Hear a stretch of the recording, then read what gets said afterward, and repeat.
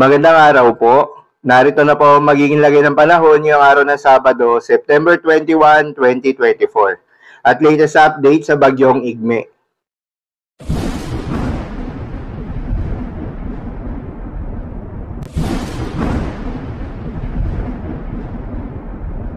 Sa kasalukuyan na tayo sa pag-asa, patuloy pa rin nakakaapekto itong southwest monsoon o hangin habagat sa buong bahagi ng Luzon at Visayas. Dahil dito asahan yung tuloy-tuloy na katamtaman hanggang sa malalakas na mga pag-ulan, habang mga localized thunderstorms naman ang aasahan sa buong bahagi ng Mindanao. Samantala, si Bagyong Igme ay nakalabas na ng Philippine Area of Responsibility kaninang umaga at kumikilos na papalayo sa ating bansa. Huli nga itong namata ng pag-asa sa layong 520 kilometers northeast of Itbay at Batanes. Taglay ang lakas ng hangin na umaabot sa 55 kilometers per hour malapit sa gitna at pagbugso na umaabot sa 70 kilometers per hour. Kumikilos pa northwestward sa bilis na 35 kilometers per hour. Malayo na sa ating kalupaan itong si Bagyong Igme, kaya asahan na wala na itong direktang epekto sa anumang bahagi ng ating bansa, maliban lamang sa paghatak nito ng southwest monsoon na siya namang magdadala ng mga pag-ulan sa ilang bahagi ng ating bansa, particular na sa may western section. Inaasahan na kikilos itong si Bagyong Igme west-northwestward ngayong araw habang kumikilos ng mabagal at kikilos naman ito west-southwestward bukas ng linggo. Mananatiling tropical depression itong si Bagyong Igme ngayong araw at asahan na ihina ito bukas bilang isang low pressure area dahil sa unfavorable condition ng location nito. Dahil sa epekto nga nitong southwest monsoon, asahan ngayong araw ng Sabado sa Batanes at Babuyan Islands ang monsoon rains.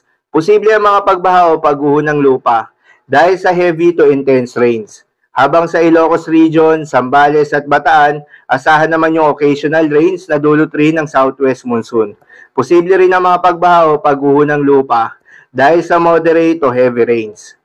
Habang sa Metro Manila at nalalabing bahagi ng Luzon, Western Visayas, Northern Samar, Eastern Samar at Samar ay asahan naman yung maulap na kalangitan na may kalat-kalat na mga pag-ulan at thunderstorms. Dulot pa rin yan ng southwest monsoon.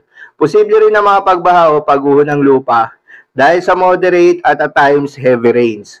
Habang sa nalalabing bahagi naman ng Visayas ay asahan naman yung bahagyang maulap hanggang sa maulap na kalangitan na may kalat-kalat na mga pag-ulan at thunderstorms. Dulot pa rin yan ng southwest monsoon.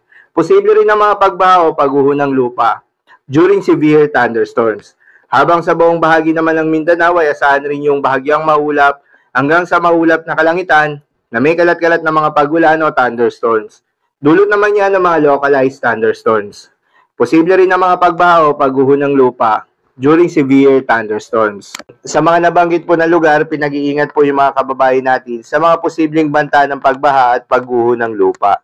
Para naman sa lagay ng mga dagat baybayin, ayon sa pag-asa ay may nakataas pa rin na gale warning sa mga seaboards ng Ilocos Sur, La Union, Pangasinan at western coast of Ilocos Norte. Pahin ng pag-asa ay huwag munang pumalaot yung mga kababayan nating mangingisda at yung may mga maliliit na sasakyang pandagat sa mga nasabing seaboards dahil inaasahan pa rin yung maalon hanggang sa napakaalon na karagatan. So yun lamang po para sa lagay ng panahon ngayong araw ng Sabado. Keep safe everyone.